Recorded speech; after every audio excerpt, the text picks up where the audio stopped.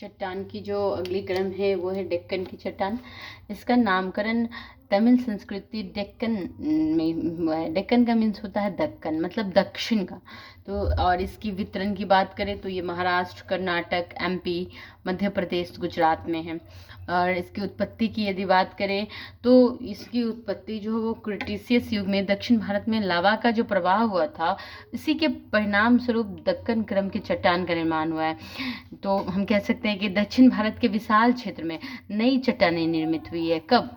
जब वहाँ पे ज्वालामुखी उद्गार हुआ, लावा का प्रवाह हुआ, उससे जो पठार का चट्टान का निर्माण हुआ, उसे ही हम कहते हैं दक्कन की चट्टान, दक्कन क्रम की चट्टान। हाँ, तो दक्षिण में ये एक विशाल नई चट्टान का निर्माण हुआ है। तो इसे कहते हैं कि यह एक दरारी उद्भेदन का उदाहरण था, मतलब दरार के कारण जो हुआ था।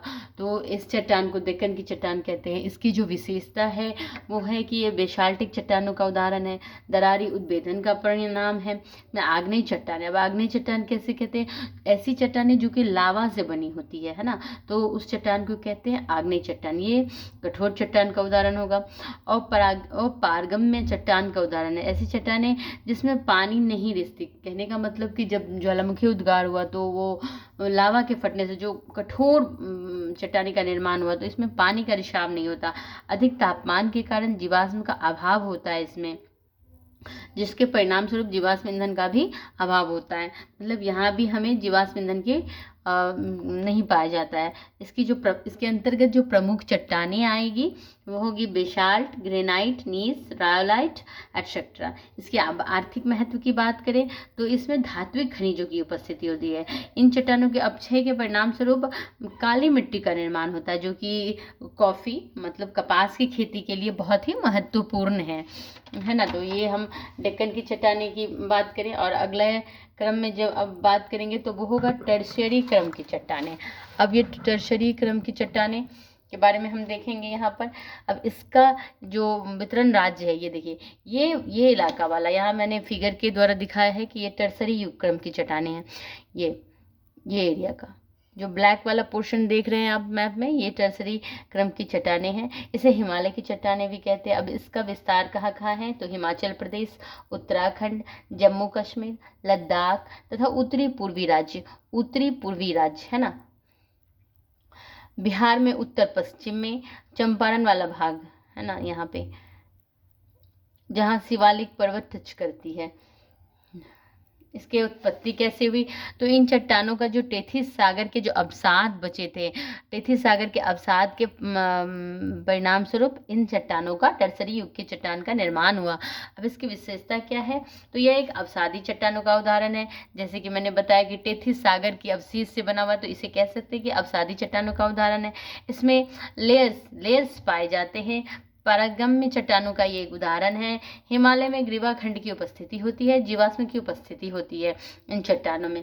अब इसका आर्थिक महत्व क्या है तो इसका जो आर्थिक महत्व है, इसमें खनिजों की उपस्थिति होती है, वन संसाधन होता है, कोयले की उपस्थिति होती है। इसे टर्शियरी कोयला कहा जाता है। भारत के कुल कोयला संग्रह का ये 2% है। मतलब भारत में जितने भी कोयला होते हैं उसमें जो टर्शियरी क्रम की चट्टानें है उसका जो योगदान है वो 2% है। अब इस क्रम को, चट्टान के क्रम को आगे बढ़ाते हुए हम अब पढ़ेंगे क्वाटरनरी चट्टानें। क्वाटरनरी चट्टानें किसे कहेंगे? ये देखिए, ये मैप पर मैंने दिखाया है, जो ये ब्लैक वाला पोर्शन है इसे कहते हैं क्वाटरनरी चट्टानें। इसका वितरण कहाँ है तो उत्तर भारत का विशाल मैदान, ये मैदानी इलाका में है क्वाटरनरी चट्टानें। और पूर्वी तटीय मैदान, ये वाली जो पोर्शन है इसे कहते हैं पूर्वी तटीय मैदान है ना, ये पश्चिमी तटीय मैदान है। तो इसका जो वितरण है वो पूर्वी तटीय मैदान में है।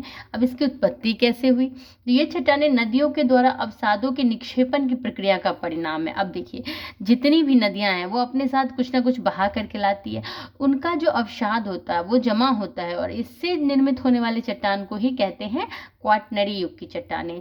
मतलब मैंने बताया था कि ये बिल्कुल ही नई चट्टानें हैं। इसका नामकरण कैसे हुआ है तो क्वाटरनरी के अनुसार पर, क्योंकि बहुत बड़े भाग में फैली हुई है, क्वार्टर में फैली हुई है, इसीलिए इसे क्वाटरनरी कहते हैं। अब इसकी विशेषता क्या है तो अवसादी चट्टान, अवसाद से इसका निर्माण हुआ है, तो ये एक अवसादी चट्टानों का उदाहरण है।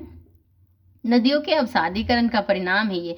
पुरानी अवसाद को बांगर तथा नई अवसाद को खादर कहलाती है। अब ये क्या है ना कि अवसादी से तो नदियों के जो निक्षेप हैं, जो अवसाद हैं, उससे चट्टान का निर्माण हुआ है। उसमें भी दो तरह की चट्टानों का निर्माण हुआ है, एक बांगर, दूसरा खादर। तो जो नई अवसाद है, जो नई वाली नदियाँ जो नई नई लाती है, उसे कहते हैं जलोढ़ मृदा, खादर, है ना। और जो पुरानी वाली है, पहले से है, उसे बांगर कहते हैं।